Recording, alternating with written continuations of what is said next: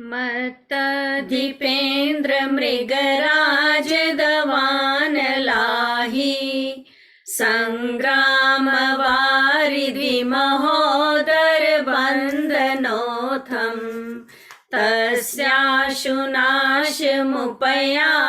भयं भीएव, यस्तावकं स्तवमिमं मतिमानधीते। रिद्धि मंत्र ओम ह्रीम अर्हम नमो सब सिद्धार्णाणम वडमानाणम झ्रोम झ्रोम नमः स्वाहा। मंत्र जाप ओम नमो राम ह्रीम रूम रह य क्ष श्रीम ह्रीम फट स्वाहा। ओम नमो भगवते उन्मत्त भय हराय नमः। मानतुंग सूरी जी महाराज कहते हैं कि हे परमात्मा, आपका स्तोत्र करने से भय भी भयभीत होता है। कहते हैं कि प्रॉब्लम्स तो बहुत सारी होती हैं और फ्रेगमेंटेड, लेकिन सोल्यूशन एक ही है, परमात्मा के नाम का स्तवन, परमात्मा का नाम, परमात्मा का कीर्तन, परमात्मा पर अटूट विश्वास। यहाँ पर पिछली 9 गाथा में 9 प्रकार के भयों की बात जो थी, इस गाथा में मानतुंग सूरी जी महाराज ने सबको समअप कर दिया। तो मत्तद्विपेंद्र जो हाथी है वो तो कभी कभी उन्मत्त होता है, परंतु जो तुम्हारा अहंकार है वो तो हमेशा नाक की टोंक पे बैठा रहता है। सेकंड, वो सिंह तो कभी कभी क्रूर होता होगा, और वो तभी क्रूर होता होगा जब उसको भूख लगती है, लेकिन तुम तो भूख ना भी हो, लेकिन संग्रह की भावना में तुम ऑलवेज भूखे ही रहते हो। संग्रह कैसी है? आवश्यकता है या नहीं, ले लेना बस। गुड प्राइस पे चीज मिल रही है बाजार में, तो कभी तो फ्यूचर में काम आ ही जाएगी, बस चीजें इकट्ठी कर लो। यह संग्रह की भावना के कारण तुम्हारे अंदर तो सतत ही सिंह का कषाय सतत चल रहा है। थर्ड, वो जंगल में अग्नि तो कभी कभी लगती होगी, लेकिन तुम्हारे अंदर लोभ की अग्नि, तृष्णा की अग्नि हमेशा लगी हुई है। आवश्यकता है तुम्हें नाम स्मरण की। इन हाथियों को सत्संग की आवश्यकता नहीं है, आवश्यकता है तुम्हें। वहां तो कभी कभी आग लगती होगी, वहां तो कभी कभी होता होगा जलोदर रोग। इतने में से कितने के लोगों को होता होगा? हजारों लाखों में से किसी एक दो को, परंतु भव भ्रमण का रोग तो हम सभी को है। फिफ्थ, बाहर में राष्ट्र युद्ध तो कभी कभी होता होगा, लेकिन तुम्हारे भीतर कर्मों का युद्ध तो निरंतर चल रहा है। सिक्स्थ, सांप तो कभी कभी फन उठाता होगा, तुम्हारे क्रोध का फन हमेशा उठा ही होता। जरा भी प्रतिकूल निमित्त मिले तो सही, तुम्हारे क्रोध का फन फटाफट उठ जाता। सांप को भगवान की जरूरत नहीं है, तुम्हें सत्संग की, भगवान के नाम के स्मरण की जरूरत है। सेवेंथ, समुद्र में तो कभी कभी तूफान आता होगा, लेकिन जिस भव समुद्र में तुम जी रहे हो, यह क्या तूफानी नहीं है? इसमें क्या डूबने का डर नहीं है? तुम कहोगे हमने तो समुद्र में जाना नहीं है, लेकिन इस भव समुद्र में तो तुम निरंतर हो। क्या इसमें डूबने का डर नहीं है? यदि है तो तुम्हें नाम की, स्मरण की, सत्संग की, कीर्तन की, भक्ति की आवश्यकता है। 8, बंधन। ऐसे लोहे के बंधन क्या किसी के तुम्हारे जीवन में डले? किसी ने डाले? कभी भी नहीं। ऐसे मानतुंग सूरी जी जैसे बंधन भी की सिचुएशन भी कभी किसी की बहुत रेयर होती, लेकिन भव भ्रमण का बंधन हम सबको है। लेकिन इसमें भी हमने पॉजिटिव क्या देखना है कि तुम्हें ऊपर का पोर्शन जो दिया वो तो आजाद है, तो राइट और रॉन्ग में डिस्क्रिमिनेट तो हम कर सकते हैं, उसके बाद राइट को पकड़ो और रॉन्ग को छोड़ो। अभी तक तो बाहर से वर्शिप करना बस एक्शन से धर्म करने का पता था, यात्रा करने से लगता था कि तुम धार्मिक हो, लेकिन भगवान तुम्हारे कार्य से नहीं, तुम्हारे इरादे से, इंटेंशन से भाव को धार्मिक, इंटेंशन से, भाव से धार्मिक होने का लेबल लगाते हैं। पहले खूब सत्संग चाहिए, खूब निर्णय चाहिए कि क्या राइट है क्या रॉन्ग है, फिर रॉन्ग को छोड़ना नहीं पड़ता, अपने आप छूट जाता है। इनने एग्जाम्पल बड़ी इंटरेस्टिंग दिया है, फनी। वो कहते हैं कि मान लो 2 नोट आपके पास 1000 रुपए के हैं पॉकेट में, एंड आप उसको लेके घूम रहे हो, तो सडनली आपको पता चलता है कि वन ऑफ द नोट जो आपकी पॉकेट में है वो फेक है, नकली नोट है। कहते हैं कि तो तुम्हें कितना एक क्षण भी नहीं लगेगा तुम्हारे को वो नोट को छोड़ने में। सो सिमिलरली जिस दिन तुम्हें निर्णय हो जाता है कि वास्तविक अकारण आनंद यहाँ पर ही है, अंतरात्मा से मिलता है, वहां से बाहर की सामग्री को, बाहर के साधनों को छोड़ना नहीं पड़ता, वो अपने आप छूट जाते हैं। इसलिए रिमाइंडर अगेन, परमात्मा का नाम, कीर्तन, स्मरण, सत्संग, शास्त्र, साधन, सारी शुभ क्रियाएं विवेक पूर्वक with the power of discrimination of right versus wrong की जाएं तो तुम्हें मोक्ष मार्ग पर ले जाने के लिए सभी बंधनों को, तस्याशु नाश, सारे के सारे नाश होते हैं, अत्याति उपयाति भयम भी एव, सारे प्रकार के भय जो हैं इनसे भयभीत होकर भागते हैं। यस्तावकम स्तवम, तुम्हारे स्तोत्र का, तुम्हारे स्तवन का, मतिमान अधीते, जो बुद्धिमान व्यक्ति अपने जीवन में अधीन करता है, वो इन सब प्रकार के बंधन और सभी प्रकार के बंधनों के भय से मुक्त होता है।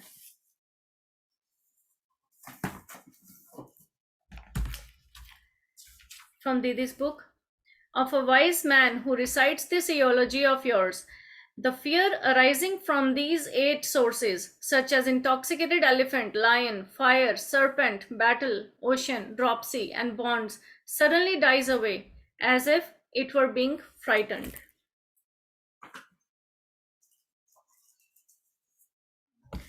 Purpose and benefit of this shloka. This shloka is very powerful and frees us from all types of fears. Fear is of 2 kinds, normal fear and imaginary fear. ये हम सबको वैसे याद रखने की बात है. The percentage of normal fear will be only 5. Imaginary fear will come to 95%. Fear is a child of unfaith. The man who believes in God is released from the bondage of fear. Just see how fascinating is the face of the baby resting in the lap of the mother. It has no fear in its eyes.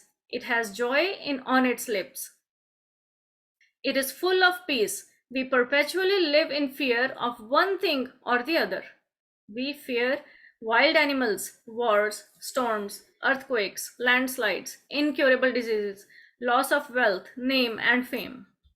Above all, we fear death. Chanting of this shloka with faith, devotion, and surrender frees us from all fears.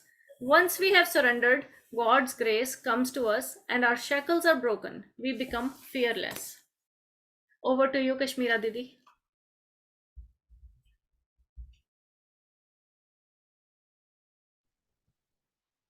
जय जिनेन्द्र सभी को।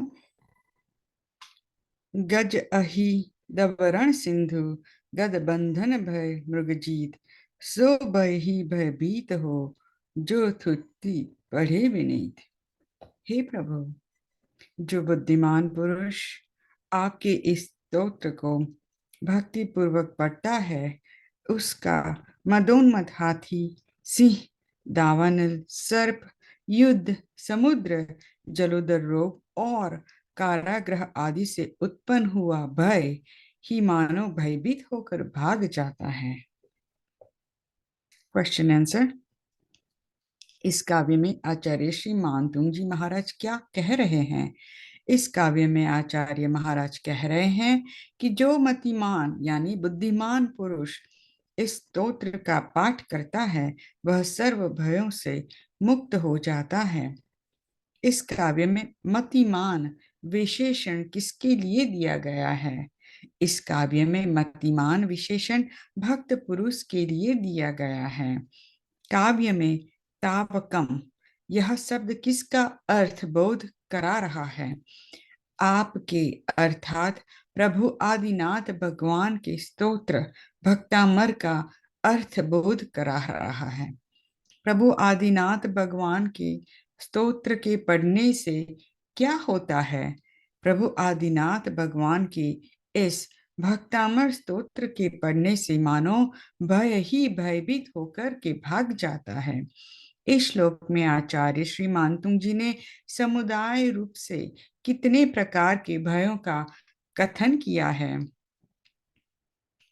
मत हाथी, सिंह, वनाग्नि, सर्प, युद्ध, समुद्र, जलोदर रोग और कारागृह में बंधन से उत्पन्न हुए 8 प्रकार के भयों का कथन आचार्य श्री ने इस काव्य में समुदाय रूप से किया है।